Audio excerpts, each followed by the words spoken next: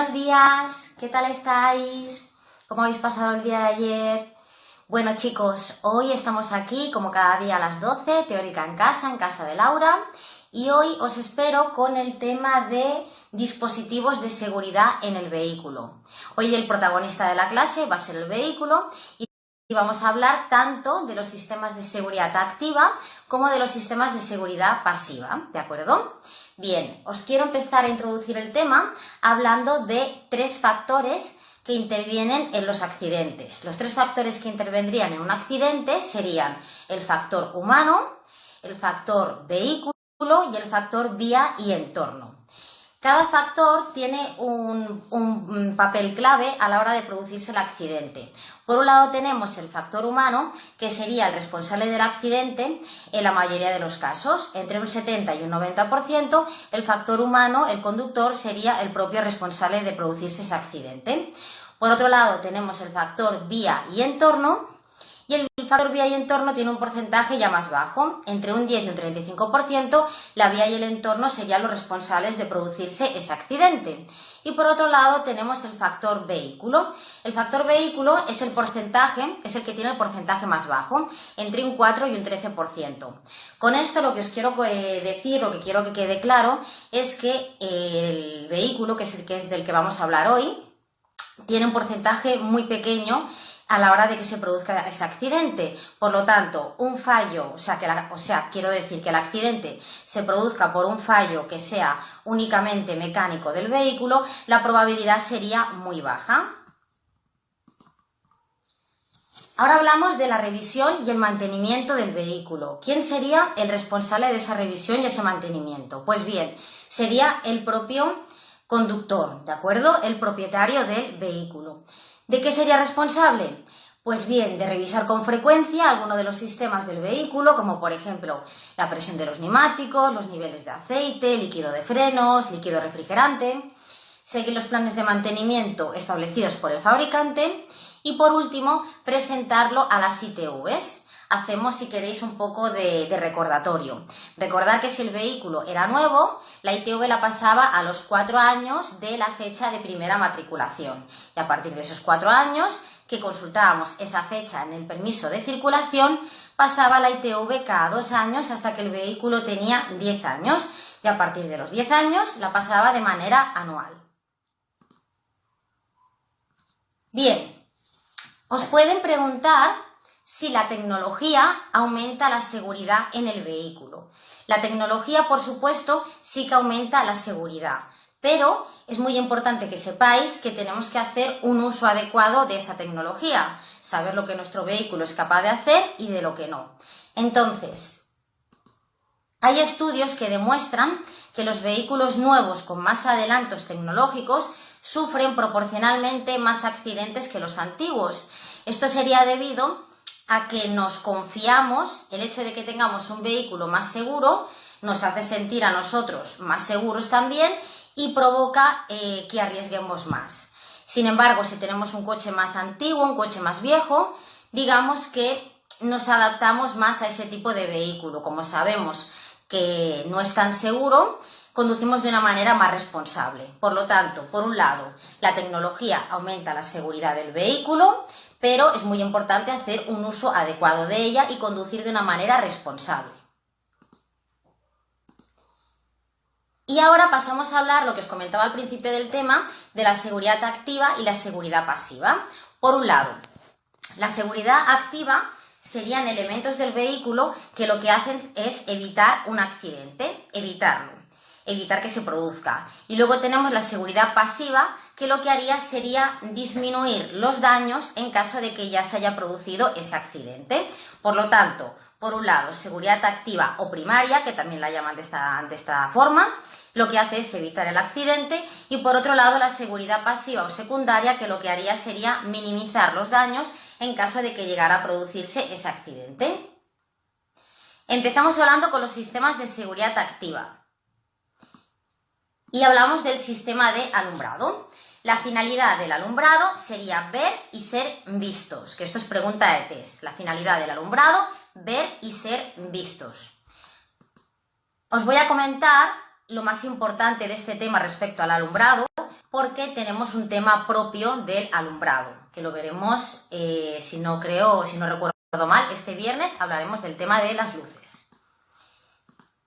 Pues os voy a hablar de las luces de xenón. Las luces de xenón ofrecen el doble de luz, consumen la mitad de energía y reducen la fatiga ocular y las probabilidades de deslumbramiento. O sea, las luces de xenón, si os preguntan por ellas, acordaros de esto. Son buenas, son geniales. Ofrecen el doble de luz, consumen la mitad de energía, reducen la fatiga ocular y disminuye la probabilidad al deslumbramiento. O sea, que os suene que sería todo bueno. También os pueden preguntar por las luces adaptativas. Y a veces en examen esta pregunta también nos ha caído. Las luces adaptativas adaptan la iluminación al trazado de la vía. Es decir, conforme nosotros vamos circulando, trazando un recorrido, las luces adaptativas se van adaptando a ese trazado. Y serían buenas en concreto para dos situaciones. Y esto también sería respuestas de test. Curvas e intersecciones, que os suene. Las luces adaptativas adaptan la iluminación al trazado de la vía y son buenas para dos situaciones como curvas e intersecciones. Respuesta de test. Y ahora pasamos a hablar de uno de los elementos más importantes de la seguridad activa del vehículo. Hablamos del sistema de frenado, de los frenos. Dice, el sistema de frenado es el encargado de reducir la velocidad del vehículo hasta llegar a detenerlo por completo. Aunque un fallo en este sistema es poco habitual, en caso de que se produzca, puede suponer un grave peligro para la circulación. Y empezamos hablando por el freno de servicio. Veréis que tenemos distintos sistemas de frenado.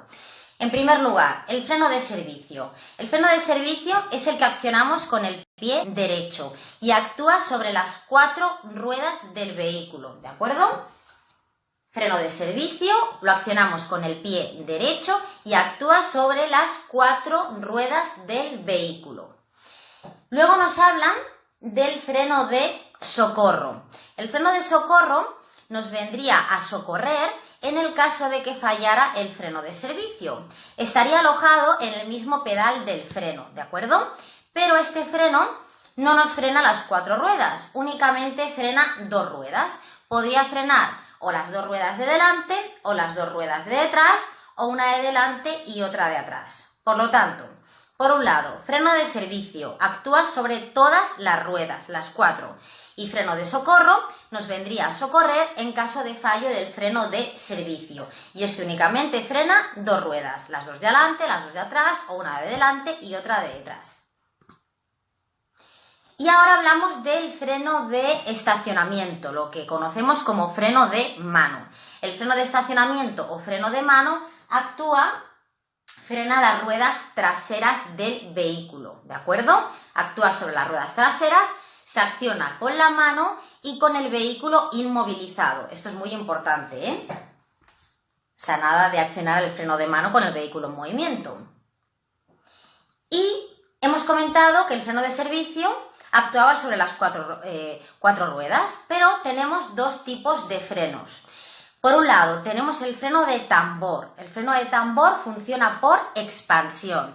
Relacionar estas 2 palabras porque son pregunta y respuesta de test. El freno de tambor, acordaros que funciona por expansión.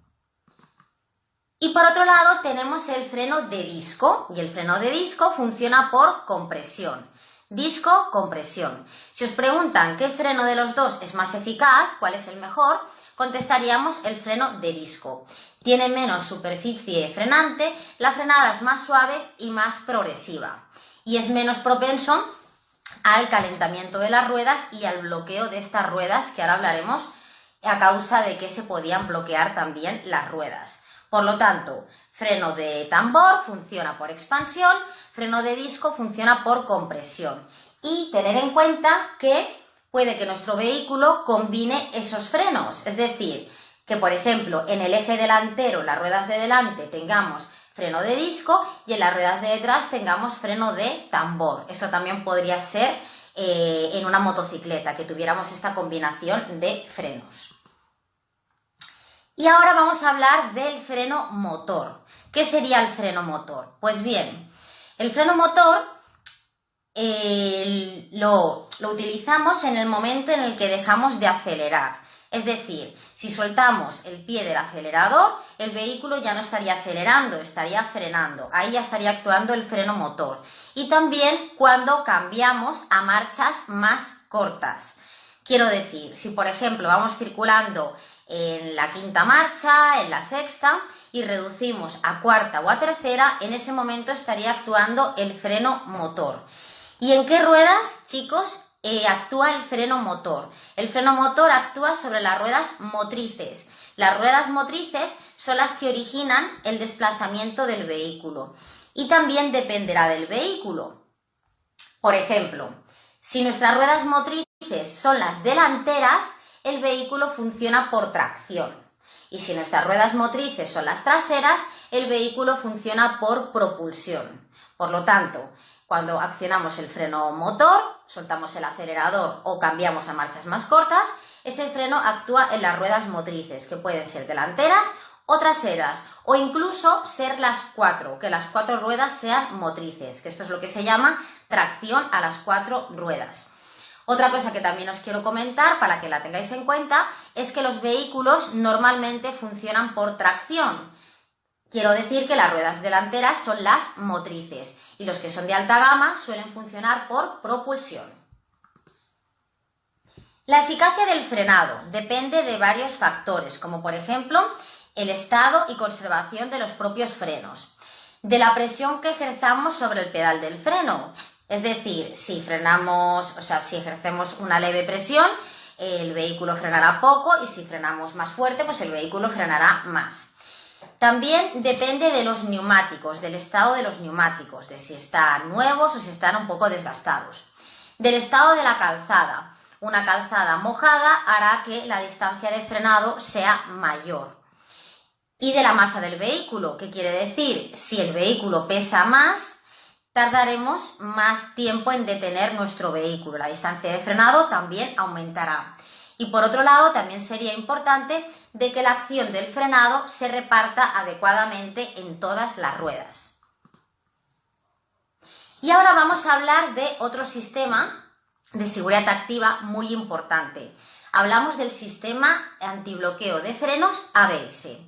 Primero, para poneros un poquito en situación y explicaros qué es este sistema, para qué sirve, os quiero hablar de la frenada de emergencia, porque este sistema nos vendría a ayudar en caso de una frenada de emergencia. Por ejemplo, vamos circulando por una carretera a 90 km por hora y se nos cruza un animal. De repente se nos cruza un animal y nuestra primera reacción, ¿cuál sería? Pisar el pedal del freno a fondo con eficacia para conseguir, evitar ese accidente, ¿no? No chocar contra ese animal. Pues bien, ¿qué pasa? Por un lado, el ABS lo que hace es evitar el bloqueo de las ruedas. Las ruedas podrían bloquearse si nosotros ejercemos la máxima presión, si apretamos muy fuerte el pedal del freno. Por lo tanto, el ABS, en el caso de que se fueran a bloquear esas ruedas, evitaría ese bloqueo. Y como os he comentado antes, normalmente los vehículos funcionaban por tracción. Las ruedas delanteras eran las ruedas motrices. Además de ser las ruedas delanteras las motrices, tenéis que saber que las ruedas delanteras también son las ruedas directrices. Eso significa que cuando nosotros giramos el volante, las ruedas que se mueven, las ruedas que orientamos con el volante, serían las ruedas delanteras. ¿Qué pasaría? En el caso de la frenada de emergencia, si pisamos a fondo el pedal del freno, podrían bloquearse las ruedas. Si se bloquean las ruedas y nuestro vehículo funciona por tracción, además de que las ruedas se bloquean y no siguen girando, sino que se irían arrastrando por la calzada, por el asfalto, además queremos esquivar a ese animal. O sea, además de que queremos frenar para no chocar con él, en el último momento queremos esquivarlo. Si nuestras ruedas motrices son las delanteras y como hemos comentado también son nuestras ruedas directrices, El vehículo, además, no obedecería al volante, o sea que tendríamos dos problemas. Ruedas bloqueadas, que serían las delanteras, y por otro lado el volante no gira. Pues bien, que no cunda el pánico, porque con el ABS todo esto estaría solucionado. Por un lado, el ABS permite controlar la dirección del vehículo y evita el bloqueo de las ruedas. O sea que quedaros con la finalidad de este sistema. Evita el bloqueo de las ruedas y permite mantener el control sobre la dirección. Y ahora os quiero hablar de los frenos. Seguimos hablando de los frenos, pero os quiero comentar casos en los que podrían fallar los frenos o a consecuencia de que podrían fallar. Los frenos podrían fallar si se produce un sobrecalentamiento. Si vamos circulando por una pendiente descendente, por una vía que tenga una pendiente, y vamos todo el rato en una marcha larga, por ejemplo, en quinta o en sexta, y para sujetar el vehículo lo que hacemos es ir todo el rato con el pie encima del freno, ¿qué es lo que pasaría? Que el sistema de frenado lo iríamos sobrecalentando, porque llevamos todo el rato el pie sobre el freno y al abusar del freno se sobrecalentaría. Por sobrecalentamiento el freno podría dejar de funcionar, ¿vale? Esto tenerlo en cuenta. Para evitar ese sobrecalentamiento hemos comentado que teníamos más frenos, como por ejemplo el freno motor. Si en vez de ir en una marcha tan larga como la quinta o la sexta, reducimos y ponemos una cuarta o una tercera, el motor frenará el vehículo. Por lo tanto, a lo mejor solamente tenemos que pisar un poco el freno de servicio, antes de entrar en una curva y no ir constantemente con esa presión en el pedal y hacer que se sobrecalentara este sistema. También os quiero comentar, que os lo pueden preguntar, que el freno puede dejar de funcionar en caso de que se mojaran, de que pasáramos por alguna zona inundada de agua. Pues bien, si os preguntan esto de que si hemos pasado por una zona con acumulación de agua, lo primero que tendríamos que hacer sería comprobar el sistema de frenado, es decir, pisar un poquito, o sea, pisar el pedal del freno y comprobar que sigue funcionando. O sea, que el freno podría dejar de funcionar en el caso de sobrecalentamiento o también si se mojaran los frenos. No todos los vehículos tienen ABS. También os digo que la gran mayoría de vehículos, esto es un sistema que hace muchos años que se introdujo en el vehículo, pero no todos los vehículos tienen ABS. Por lo tanto, una frenada de emergencia no deberíamos de actuar de la misma manera si nuestro vehículo tiene o no tiene ABS. Os voy a comentar un poco las diferencias a la hora de actuar si tenemos o no tenemos ABS. Si no tenemos ABS, a la hora de realizar una frenada de emergencia, pisaremos con energía el pedal del freno, reduciendo progresivamente la fuerza que hagamos sobre él, a medida que se vaya reduciendo la velocidad. Si las ruedas se bloquean, reducir ligeramente la presión que se ejerce en el pedal.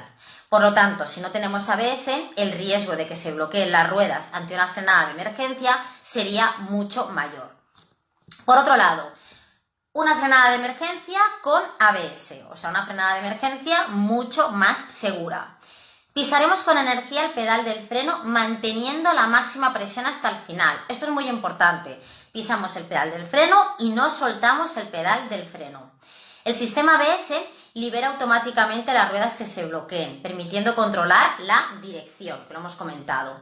Y puede haber un leve temblor en el pedal del freno, y esto sería completamente normal. Esto os lo preguntan. En un vehículo con ABS ejercemos la máxima presión en el pedal del freno hasta el final. Y hay un momento en el que se puede notar un temblor en el pie. Ese temblor nos estaría indicando que está actuando el ABS. Por lo tanto, cuando se sienta ese temblor en el pie, tenemos que seguir pisando el pedal del freno a fondo. Hemos visto la diferencia entre realizar una frenada de emergencia con ABS y sin ABS. En ambos casos, muy importante, habría que pisar el embrague. Y ahora vamos a hablar Bueno, os quiero enseñar, recordaros, aquí tenemos una zona de frenado de emergencia. Las zonas de frenado de emergencia, la cuadrícula que puedes ver en la imagen, roja y blanca, nos las habilitan después de una fuerte pendiente descendente, por si algún vehículo precisamente le ha fallado el sistema de frenado. Y ahora pasamos a hablar de otro de los elementos más importantes de los sistemas de seguridad activa del vehículo. Hablamos de las ruedas, de los neumáticos. Las ruedas son los elementos del automóvil en contacto con el suelo. Su función son transmitir el movimiento del motor, dirigir el automóvil, absorber y amortiguar los golpes debidos a las irregularidades del terreno y liberar al ambiente el calor producido por el sistema de frenado. La rueda se compone de dos partes, por un lado de la llanta, que es la parte metálica, y del neumático, que es la parte elástica. La llanta es la parte metálica de la rueda, sobre la que se monta el neumático. Su función y peso tienen que ser apropiados para que el comportamiento del vehículo sea adecuado. Las dimensiones del neumático y de la llanta tienen que ser compatibles. Quiero decir, la llanta tiene unas dimensiones, por lo tanto, nosotros tenemos que montar un neumático ajustado a esa llanta. Os van a preguntar si se pueden montar neumáticos más grandes para lo que está diseñada esa llanta. La respuesta correcta de test sería que sí. Sí podemos montar neumáticos más grandes. Lo que pasa es que la respuesta de test os dice, ¿se pueden montar neumáticos con código de velocidad diferente? La respuesta correcta sería sí, siempre que sean superiores. Esto, traducido, lo que quiere decir es que se pueden montar neumáticos más grandes para esa llanta, ¿de acuerdo? O sea que podemos montar neumáticos más grandes. Otra cosa a tener en cuenta es que, aunque sea compatible, aunque esté permitido, el consumo del vehículo aumentaría. Todo lo que sea modificar como un vehículo sale de fábrica, de serie, hará que el consumo aumente. ¿Qué función tendría un neumático? Pues bien, funciones tienen como contribuir al confort, participando en cierta medida en la amortiguación, soportan el peso del vehículo, transmiten los esfuerzos de tracción y de frenado y dirigen el vehículo y lo mantienen en la trayectoria requerida por el conductor. Podemos decir que el neumático es el elemento más importante del vehículo y el que mayor supervisión tiene por nuestra parte, que ahora también hablaremos de esto. Ahora hablamos de la banda de rodamiento o la banda de rodadura. Aquí estamos hablando de la parte del neumático que está en contacto con el suelo, con la calzada. Banda de rodamiento o banda de rodadura. Al principio del tema os comentaba que habían tres factores que intervenían en un accidente: el factor humano, el factor vía y entorno y el factor vehículo. Y hemos dicho que el factor vehículo tenía un porcentaje muy pequeño a la hora de producirse el accidente, entre un 4 y un 13%. Que sepáis que el neumático sería, dentro de ese 4 y ese 13%, el elemento que más causa accidentes. Pero mucho cuidado. Hay que tener en cuenta de que no podemos echarle en este caso toda la culpa al neumático, ya que el propietario del vehículo sería el responsable de hacerle ese mantenimiento, de cambiarlo cuando sea necesario, de comprobarle la presión, que ahora veremos cada cuánto tiempo también habría que hacerlo. Un neumático tiene una estructura interna, una estructura con una especie de cables. Y tenemos diferentes tipos de estructura, como os decía. Por un lado tenemos la estructura diagonal. Tenemos la estructura diagonal cinturada y por último, la más importante, la estructura radial. Si os preguntan qué estructura interna del neumático es la más segura, sería la radial.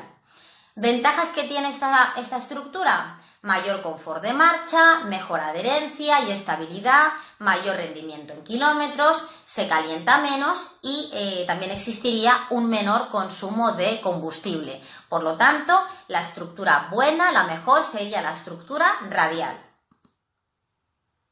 También tenemos neumáticos con cámara de aire y neumáticos sin cámara de aire. En este caso os hablo directamente de los mejores, de los neumáticos sin cámara. Si os preguntan, los mejores son los sin cámara, que se les llama tubeless. En este caso, como os he comentado, son más seguros. En caso de un pinchazo no revientan, sino que se irían deshinchando lentamente. Tiempo suficiente como para darnos cuenta, observar que tenemos a lo mejor un clavo en un neumático y repararlo o sustituir, cambiar el neumático si fuera necesario. Por lo tanto, los mejores, los sin cámara, tubeless. El neumático tiene unos surcos. Os lo enseño por aquí. ¿Lo veis? Estos surcos que tienen. Pues bien, la función de esos surcos, aparte del agarre, sería también drenar el agua. Cuando está lloviendo tendrían función de drenaje. Más cositas sobre el neumático. El neumático tendríamos que cambiarlo, esto es súper importante, además hay muchas preguntas de test sobre neumáticos, habría que cambiarlo cuando su profundidad fuera inferior a 1,6 milímetros, ¿de acuerdo? El neumático hay que sustituirlo cuando la profundidad sea inferior a 1,6 milímetros. Otra pregunta de test que no tenéis que confundir con esta es con qué profundidad sería recomendable cambiar un neumático. Cuidado porque por un lado estamos hablando de la obligación de cambiarlo y por otra de la recomendación. Si os preguntan a partir de qué profundidad sería recomendable sustituir un neumático, sería 2 milímetros. 2 milímetros la recomendable. Y cuando ya sería obligatorio cambiarlo, sería cuando esa profundidad fuera inferior a 1,6 milímetros. Para eso, a ver si aquí lo veis, a ver si alcanzáis a verlo, existen unos topes, esto que tenemos aquí. Cuando la banda de rodamiento se haya desgastado hasta el punto de llegar a estos topes, sería el aviso que nos está dando el propio neumático de que sería hora de sustituirlo, de cambiarlo. Os van a preguntar también por el neumático de una motocicleta. En el caso de que os pregunten por el neumático de una moto, la respuesta ET sería que no debe presentar cortes, deformaciones, cables al descubierto, ni tener más de 5 años de antigüedad. Y aprovecho para comentaros de que el neumático lo tenemos que cambiar cada 5 años, ¿de acuerdo? Cada 5 años, independientemente de que estuviera o no desgastado. Quiero decir, el material del neumático, esa parte elástica, a medida que van pasando los años se endurece y pierde capacidad de adherencia. Por lo tanto, independientemente de que estuviera o no desgastado, cada 5 años hay que cambiar el neumático, tanto de un vehículo, bueno, un vehículo me refiero en este caso a un coche, como en el caso también si os preguntan de una motocicleta, ¿de acuerdo? Y, muy importante también, puede que a lo mejor tengamos que cambiarlo antes de los 5 años. Si esa banda de rodamiento se ha desgastado hasta tal punto de llegar a esos topes, recordar que como recomendación eran 2 milímetros para sustituir el neumático o cuando ya tendríamos obligación de cambiarlo cuando fuera inferior a 1,6 milímetros. Ahora hablamos de la presión del neumático. ¿Qué presión tienen que tener los neumáticos? Pues bien, muy fácil, la que indique el fabricante. Hay muchas preguntas de test que ya veréis que la respuesta de test sería lo que indique el fabricante. Pues aquí tendríamos una de ellas respecto a la presión de los neumáticos. Y también os pueden preguntar cada cuánto tiempo hay que comprobar esa presión. En este caso la respuesta de test sería 1 o 2 veces al mes o antes de realizar un viaje largo. Pero, recordamos, 1 o 2 veces al mes habría que comprobar la presión de los neumáticos. Para esto se utiliza un aparato que se llama manómetro. Aquí lo veis en pantalla. El manómetro lo podéis tener vosotros, un manómetro propio y llevarlo en el maletero y comprobar esa presión. O también podéis ir a la gasolinera y comprobarle la presión a los neumáticos. Por lo tanto, 1 o 2 veces al mes habría que comprobar la presión a los neumáticos. Y otra cosa que os pueden preguntar es que la presión se debe comprobar con los neumáticos en frío. ¿Qué pasaría si nuestro neumático tiene menos presión, tiene menos aire? Pues pasarían cosas no buenas. Por ejemplo, el neumático se calienta y se deforma más y se desgasta más por los bordes, por los laterales del neumático y aumenta el riesgo de reventón. Aumenta el consumo de combustible, el vehículo pierde estabilidad, disminuye la adherencia y aumenta el riesgo de patinar con suelo mojado. Por lo tanto, lo más peligroso sería que nuestro neumático tuviera menos aire y además es lo que suele suceder, es decir, que el conductor no suele hacerle esta revisión periódica que comentamos de comprobar la presión 1 o 2 veces al mes. Y lo que iría pasando es que día a día ese neumático iría perdiendo un poquito de aire, aunque sea poco, pero iría perdiendo.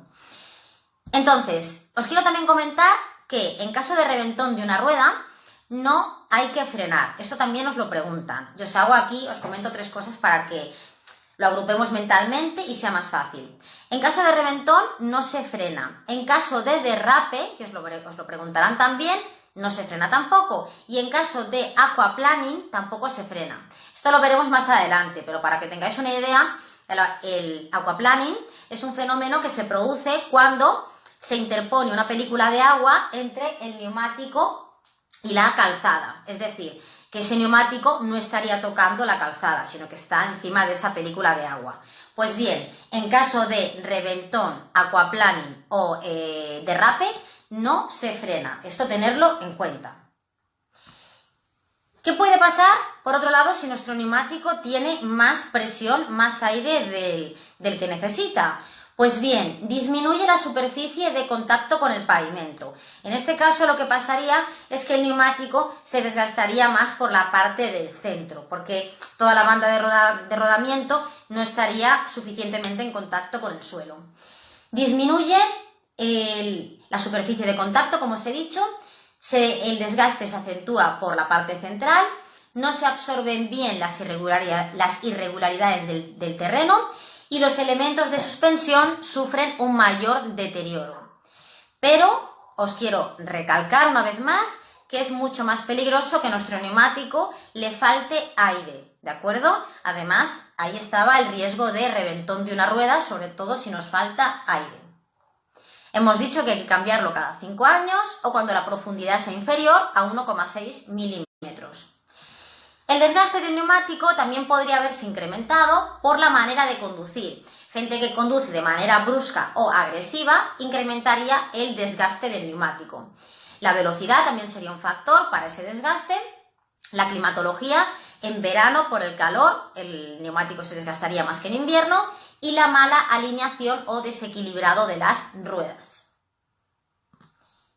¿Qué más tenemos por aquí? En el caso de que tuviéramos que cambiar una rueda, chicos, que os puedo decir que esto es súper fácil. A ver, por un lado, tendríamos que inmovilizar el vehículo en una parte lo más segura posible, fuera de la calzada, si es posible en el arcén. Tendríamos que apagar el motor e inmovilizar el vehículo con el freno de mano o freno de estacionamiento. Si nos encontramos en una vía interurbana, lo primero que tendríamos que hacer sería ponernos el chaleco. El chaleco es obligatorio en vías interurbanas y hay que ponérselo antes de bajar del vehículo. Y es visible, no sé si os lo he dicho, a 150 metros. ¿Qué más? Luego tendríamos que señalizar nuestro vehículo con el triángulo o los triángulos de preseñalización de peligro, que se colocaban a 50 metros, que son unos 50 pasos más o menos, visible a 100 metros. Y a continuación pues nos dispondríamos a cambiar esa rueda. Tanto la rueda de repuesto como las herramientas para hacer el cambio las encontramos en un doble fondo que tiene el maletero. Hablamos ahora de esa rueda de repuesto. También quiero deciros que actualmente no sería obligatorio llevar propiamente dicha una rueda de repuesto. Podemos llevar una rueda de repuesto, una rueda de emergencia, una rueda de uso temporal o un sistema alternativo a ese cambio de rueda. Es decir, que si tenemos algo que pueda sustituir el hecho de llevar una rueda, también estaría permitido actualmente. Si utilizamos esta rueda de repuesto, el fabricante nos recomienda, muy importante, que no debemos superar los 80 km/h de velocidad y que no vamos a recorrer más de 200 kilómetros con ella. Lo ideal sería que en el momento de que cambiáramos esa rueda fuéramos al taller más cercano y nos la puedan cambiar por una rueda de iguales dimensiones que las otras tres. Esta rueda de repuesto suele ser más pequeña, por eso el fabricante nos recomienda no superar los 80 km por hora de velocidad ni recorrer más de 200 kilómetros con ella, 200 kilómetros de recorrido. Y si os preguntan qué presión tiene que tener la rueda de repuesto, esto es muy importante, la rueda de repuesto tiene que tener la presión más alta de la que indique el fabricante. Acordaros de esto porque es respuesta de test. La rueda de repuesto tiene que tener la presión más alta de la que indica el fabricante. Y ahora pasamos a hablar de los sistemas, de los elementos de seguridad pasiva del vehículo. Todo lo que hemos visto hasta el momento era seguridad activa, los frenos, las ruedas, el sistema de alumbrado, el ABS, y ahora pasamos a hablar de sistemas de seguridad pasiva, que la finalidad de estos sistemas era minimizar los daños en caso de que se haya producido un accidente. Por un lado, hablamos del chasis y la carrocería. Nos dice, en un accidente, para evitar o reducir los daños a las personas que viajan en el vehículo, el chasis y la carrocería deben absorber la máxima cantidad de energía posible para conseguir una deceleración suave y proteger a los ocupantes. Por ello, en caso de impacto, ciertas zonas sufren una deformación progresiva, estructuras de deformación programada, mientras que el habitáculo permanece inalterado, célula de seguridad o de supervivencia. Os enseño una foto para que veáis que hay una parte del vehículo que la tenemos de color azul, que sería la parte delantera y la parte trasera. Y luego tenemos la parte central de color rojo. Pues bien, la parte delantera y la parte trasera está diseñada de un material deformable para que en caso de un impacto se destrocen esas zonas y absorban energía cinética, que es la que se produce en un accidente. Y la parte central del vehículo, que es la parte roja, que es en la que nos encontramos tanto conductor como ocupantes, está diseñada de un material más rígido para protegernos. Y pasamos a hablar de uno de los elementos más antiguos, pero de los más eficaces, de los que más salvan vidas. Os podéis imaginar que estamos hablando del cinturón de seguridad. La finalidad del cinturón de seguridad sería retener y proteger al conductor y ocupantes en caso de una detención brusca, colisión o vuelco, evitando que sean despedidos o se desplacen dentro del interior del vehículo y absorbiendo parte de energía de choque. El cinturón de seguridad sería un salvavidas. Con el uso del cinturón de seguridad, la probabilidad de perder la vida se ha reducido a la mitad, es decir, las muertes han disminuido a la mitad con el uso del cinturón. Por lo tanto, si no lo llevamos puesto, la probabilidad de fallecer aumentaría el doble. Así que, muy importante, ya sé que todos os lo ponéis, pero jamás os puede olvidar poneros el cinturón de seguridad. Tiene que ser lo primero que hagamos cuando nos montemos en el vehículo. Cinturón de seguridad, pues tiene que estar, como os podéis imaginar, homologado, ¿no? Bien anclado, habría que revisar periódicamente los anclajes y los cierres y también habría que vigilar el estado de la tela, que no esté retorcida, que no haya bordes deshilachados. ¿Quién tiene obligación de ponerse el cinturón? Pues, como ya os podéis imaginar, todos, todo conductor, todo ocupante de un vehículo que esté equipado de cinturón de seguridad, tenemos la obligación de llevarlo puesto, aunque sea para realizar un trayecto corto. El cinturón tenemos que llevarlo siempre. Por otro lado, si el vehículo no dispone de cinturón de seguridad, no tienes obligación de llevarlo puesto. Pensar que cuando se empezó a implantar, hace ya muchos años, únicamente se instalaba delante, porque se decía que atrás no hacía falta. Como ya sabéis, por supuesto, claro que hace falta tanto delante como detrás, pero lo que os quiero venir a decir es que si el vehículo no tiene cinturón de seguridad, pues no te lo puedes poner.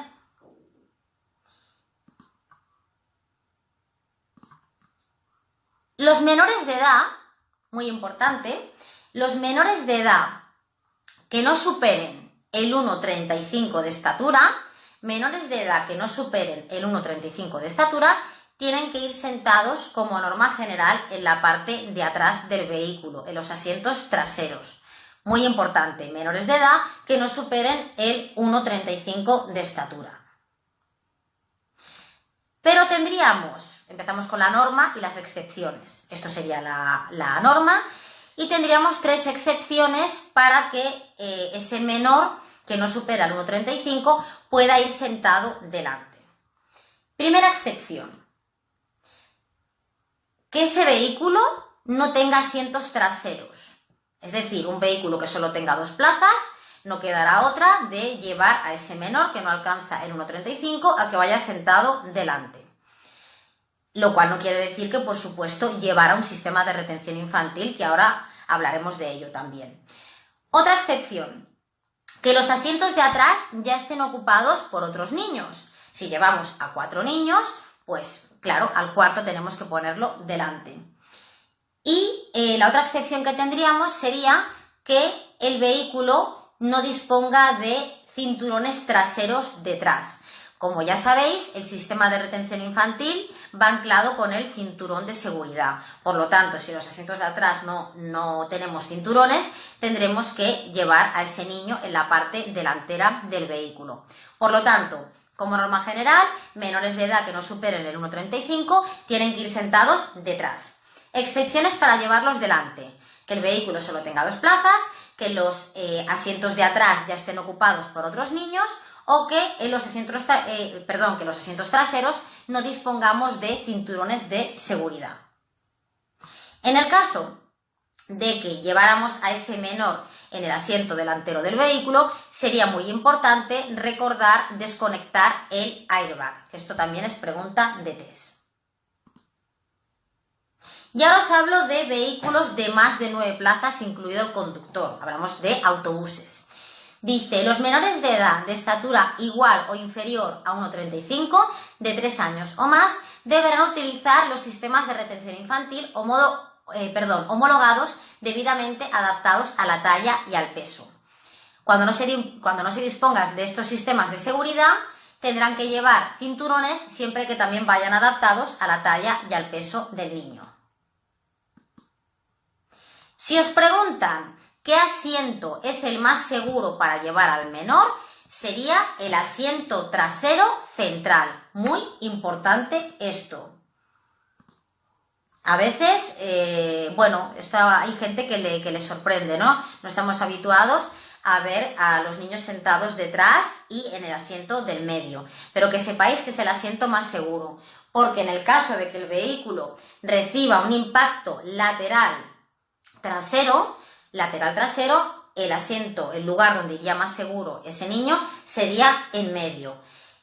Pensar también que el sistema de retención infantil está pensado para no salir despedido del vehículo, para no moverte de él. Por lo tanto, que sepáis que el asiento más seguro es el trasero central. Y ahora os voy a comentar excepciones en las que no tenemos obligación de ponernos el cinturón. Casos en los que no estamos obligados a llevar abrochado el cinturón. Muy importante, sobre las excepciones que os voy a comentar ahora, tener en cuenta que son en poblado. Muy importante, porque si lo que vamos a comentar ahora, la pregunta de test hiciera referencia a fuera de poblado, sí que tendríamos obligación de llevarlo puesto. Por lo tanto, excepciones para no llevar abrochado el cinturón en poblado. Por un lado, conductor de taxi cuando esté en servicio, el conductor del taxi. Cuando circulen en tráfico urbano o áreas urbanas de grandes ciudades, podrán transportar a personas que no alcancen el 1,35, sin llevar un dispositivo de retención homologado a la talla y al peso, con la condición de que ese menor vaya sentado en el asiento trasero. Por un lado, el taxista no tiene obligación de llevar abrochado el cinturón de seguridad dentro de poblado. Y el taxista también podría llevar a un menor, pero no tiene la obligación de llevar un sistema de retención infantil. En este caso, el menor tendría que ir sentado en los asientos traseros del vehículo. Otro caso que lo preguntan bastante. Distribuidores de mercancías cuando realicen sucesivas operaciones de carga y descarga a una corta distancia, no hace falta que se pongan y se vayan quitando el cinturón. Por ejemplo, el distribuidor de no sé, de la Coca-Cola, que va por una serie de bares de una misma calle a una corta distancia y va realizando operaciones de carga y descarga a corta distancia. No haría falta de que se pusiera y se vaya quitando el cinturón. Pero cuidado, tiene que decir distribuidor de mercancías cuando realiza operaciones de carga y descarga a corta distancia. Hago hincapié en esto porque existe una pregunta de test que dice si nosotros, con nuestro turismo, si hacemos un trayecto corto, tenemos que ponernos el cinturón. La respuesta sería que sí, ¿de acuerdo? Nosotros siempre. Más casos en los que no es obligatorio ponerse el cinturón. Por ejemplo, cuando estamos dando marcha atrás o estamos estacionando nuestro vehículo, nos lo podríamos quitar, no sería obligatorio llevarlo puesto. Esto está pensado para que tengamos más movilidad, por si nos tenemos que girar y mirar. ¿Qué más? En el caso de alguna exención por razones médicas. Si recordáis, ayer también hablábamos que el ciclista había 3 excepciones para que no llevara el casco fuera de poblado. Días de extrema calor, en pendientes ascendentes o por alguna razón médica. Pues por las mismas razones médicas también estaríamos exentos de llevar el cinturón de seguridad. Más excepciones, pero repito que son únicamente dentro de poblado. Por ejemplo, conductor y pasajero de un vehículo de servicio de urgencia. El conductor de la ambulancia y los pasajeros que vayan en él dentro de poblado no están obligados a ponerse el cinturón. Y el profesor de autoescuela. El profesor de autoescuela, vuestro profe el día de mañana cuando salga a clase, dentro de poblado también estaría exento de llevar el cinturón de seguridad. Yo lo llevo siempre, porque no me fío. ¿Qué más? El cinturón tiene que estar bien abrochado, reglado y ajustado, sin holgura, es decir, que no vaya suelto.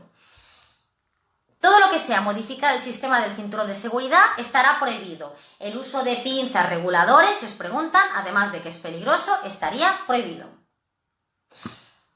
El cinturón de seguridad tiene 2 cintas. Por un lado, la cinta torácica. La cinta torácica tiene que pasar por la clavícula y el centro del pecho. Cinta torácica, clavícula y centro del pecho. Y por otro lado tenemos la cinta abdominal, que tiene que pasar por la pelvis, hueso de la cadera. Cinta torácica y cinta abdominal.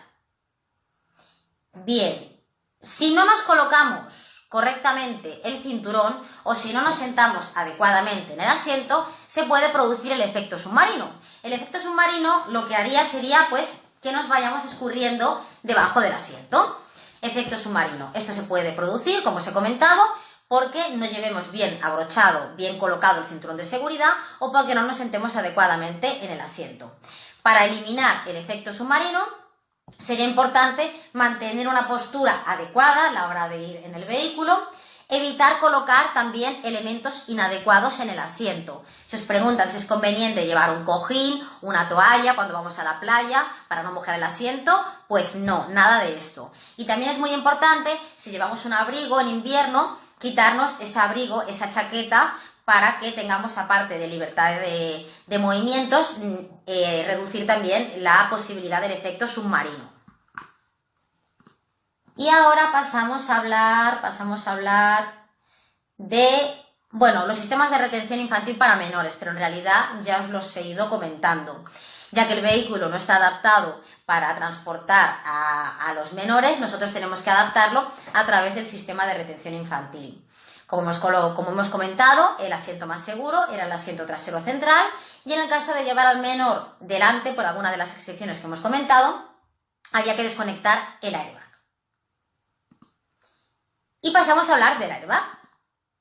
El airbag es un cojín hinchable que se hincha en unas milésimas de segundo después de producirse el impacto, el accidente. Con la combinación de cinturón y airbag, se puede reducir en un 20% las probabilidades de perder la vida.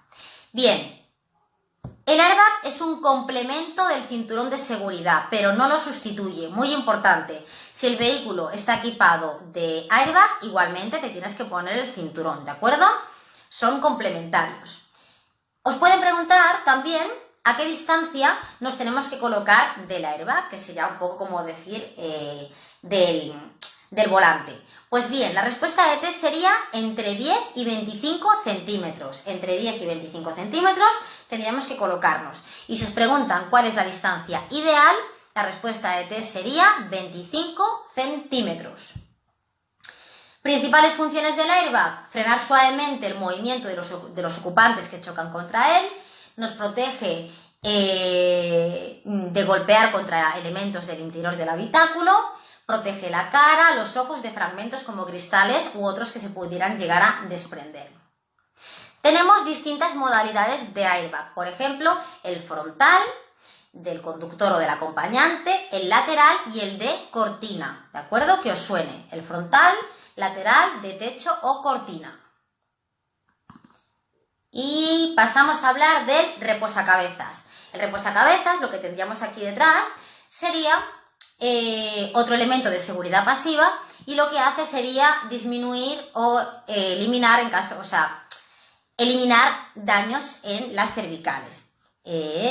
Nos dice evitando, disminuyendo la gravedad de las lesiones en el cuello y en las cervicales. Yo os quiero comentar una cosa muy importante que os van a preguntar. A ver, ¿veis la imagen por aquí?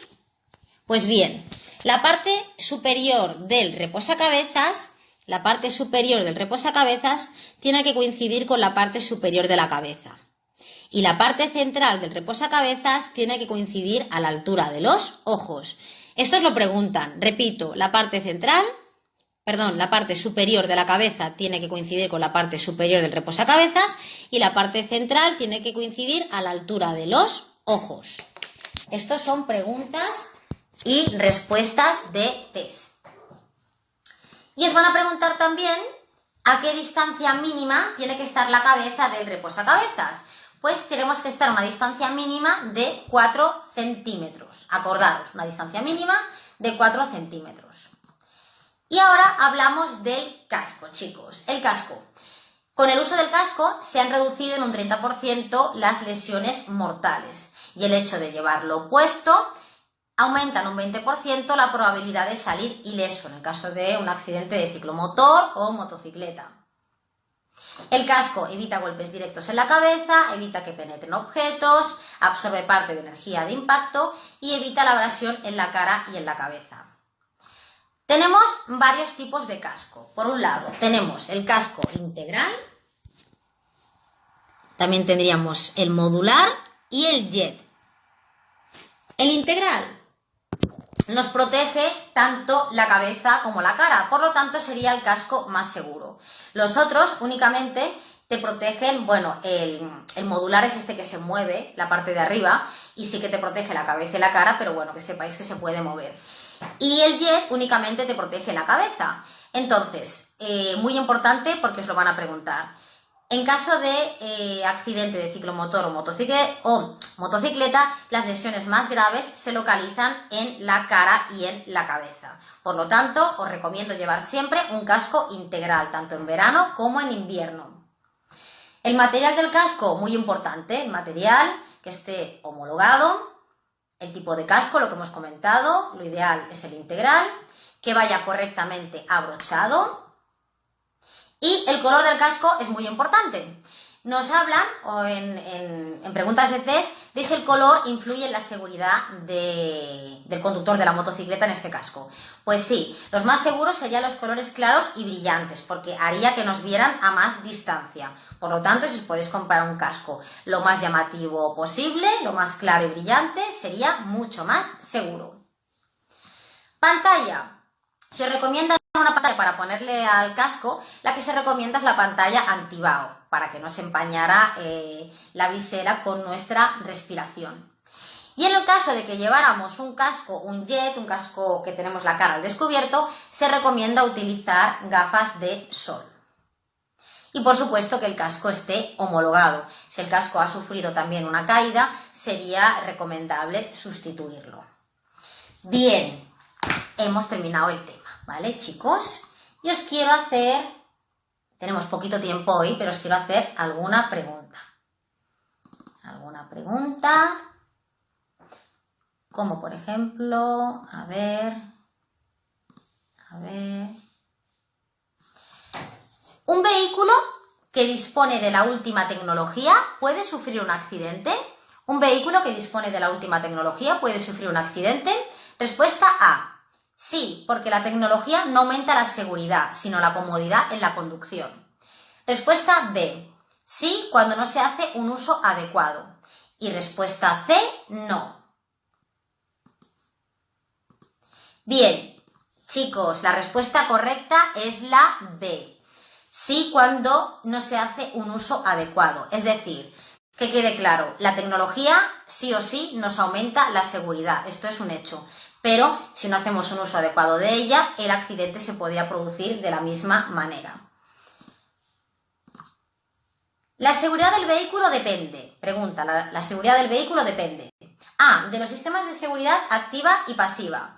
Únicamente del número de airbags que lleve instalados. Esta sería la B. Y por último, la C, principalmente de una buena carrocería. Muy fácil. Los sistemas de seguridad en el vehículo hemos dicho que se clasificaban en dos bloques, activa y pasiva. ¿Y qué más? Otra pregunta. En una bajada, ¿qué hay que hacer para que no se calienten los frenos? Muy importante. Poner una velocidad más corta. A. Poner una velocidad más larga. B. Poner el freno de mano.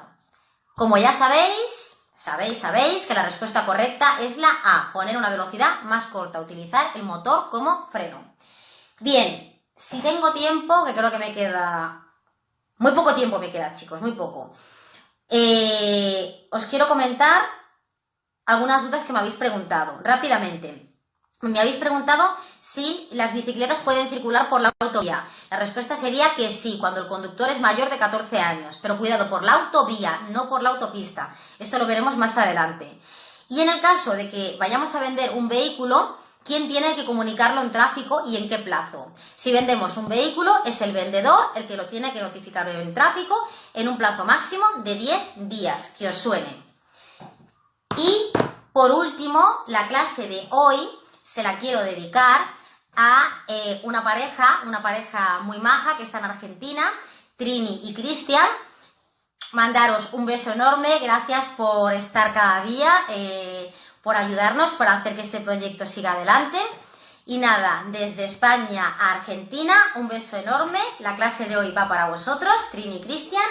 Y nada, deciros que estoy in love con vosotros, ¿de acuerdo? ¿Qué más? Mañana nos vemos un día más a las 12, aquí en mi casa, Teórica en casa de Laura. No os olvidéis de hacer los test, de hacer los deberes. Y lo dicho, mañana nos vemos con el tema de mandos del vehículo, visibilidad y acomodación. Un beso muy grande. Nos vemos mañana a las 12. Cuidaos mucho y hasta mañana, chicos, que vaya muy bien. Hasta luego. Adeu.